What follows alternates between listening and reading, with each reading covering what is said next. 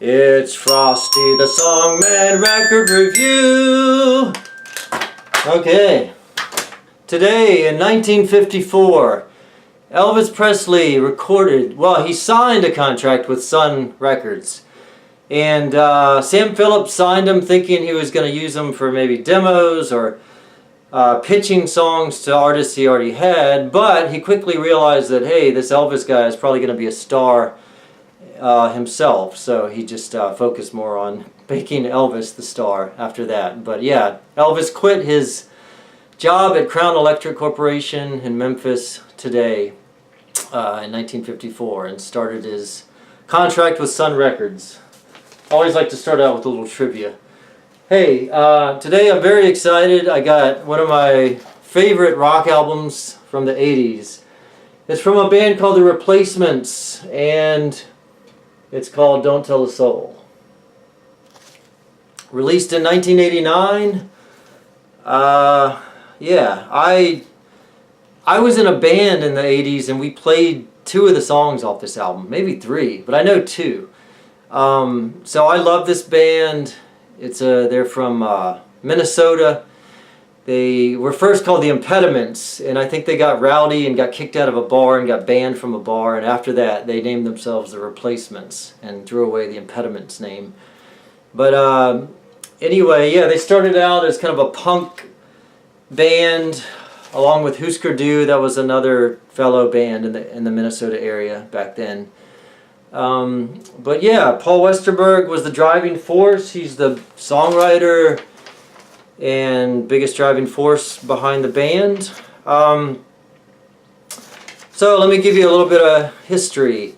This was released on Sire Records and recorded in Cherokee Studios in Los Angeles and Capitol Studios in Los Angeles. And also at Paisley Park in Minnesota at Prince's studio. This is the sleeve. And funny story, I actually recorded at Prince's studio, Paisley Park, in the mid-90s. And I passed by Prince on the way to the bathroom, but I didn't know what to say to him, so we just made eye contact, and I kept walking, and he was walking the other way. We were kind of in the outside big hallway area. But I walked away thinking, man, that dude is short. So Prince was a short guy. But yeah, I never know what to say when I see famous people. I mean, they've heard it a million times if you say, hey man, loved your music, or Purple Rain, awesome album, man, I love that. I mean, they don't want to hear that. Maybe some do, I don't know. Anyway, he was in the garage punk band, like I said, called The Impediments. And once they changed their name to The Replacements, they had a few releases in the early 80s. One album was called Tim, one was called Pleased to Meet Me, and the other one was called, did I write it down? Let It Be, Let It Be. That's why I couldn't think of it, because it's a Beatles album. But so those were all great albums, which I really consider awesome albums from the 80s. I would totally check them out. They're a little more piss and vinegar, punkish. While this band I'm reviewing today is a little more polished rock. So in 1989, they released this album at a point where they said, look guys, we've been addicted to drugs and alcohol the last 5 years. We need to clean up our act. And that they did. I mean, this album is a very mainstream, polished, radio-ready sound. Like I say, it's very good, but it never really broke through like The Cure, Guns N' Roses, U2, The Cars, you know, bands like that. They're broken to the stratosphere. So the biggest hit was I'll Be You, and I'll actually play that song in a second. And I actually think that's probably the best song on the album. So that was a hit. I mean, that was on MTV, it was on the radio, but it just, the album as a whole didn't have the momentum to put them over the top. And, you know, the band was kind of depressed after that, especially Paul. I mean, it just didn't take off like they wanted it to. So, you know, Paul just kind of went into his home and started writing more songs. But he wanted to do a solo record after that. But Sire said, no, you can't do that. You got to release another Replacements album. So I guess Paul was like, all right, fine. So even though he already got a bunch of guests to play on this solo project he was doing, he got the replacements to play on it too, because come on, you can't have a replacements release without the replacements playing on it. So that was the album All Shook Down. And I think that was 1990, which is a good album too. It's a different vibe. It's a little more somber, more acoustic guitars, but that's worth checking out too. That's got some good stuff on it too. But that was really after they're half broken up, and yeah, after that album, the replacements just disbanded. But alright, so let me talk a little bit more about this album. Don't Tell a Soul. The members of this band: Tommy Stinson on bass and backing vocals, Chris Mars on drums, Slim Dunlap on guitars, keyboards, backing vocals. Let me play a little bit of it. So this is I'll Be You.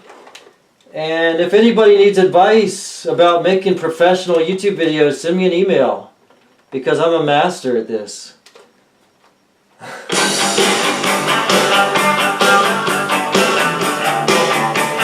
We played this song in my high school band. I used to love the replacements. I gotta play along right now, actually.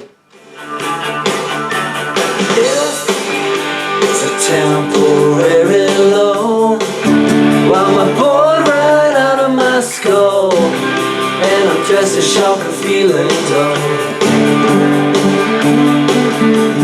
Lonely, I guess that's where I'm from.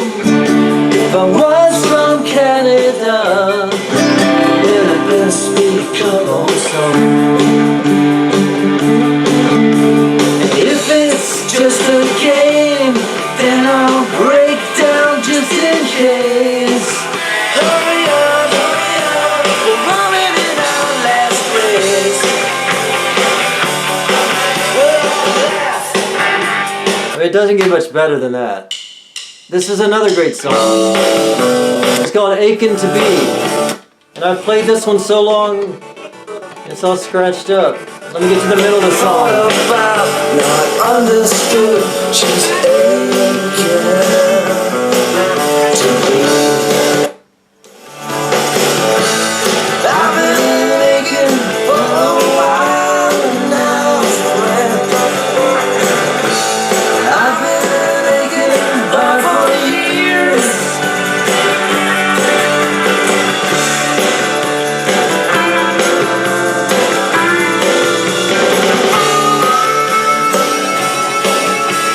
It's another great song. This song is called Talent Show. I'll fast forward a little bit. We're playing at the talent show. This starts off the record, actually. Come on, here we go. Playing at the talent show. Check us out, here we go. Playing at the talent show. It's funny because I was in a band, we were playing at talent shows, so I really connected with this band, understood what they were singing about. Here's another song.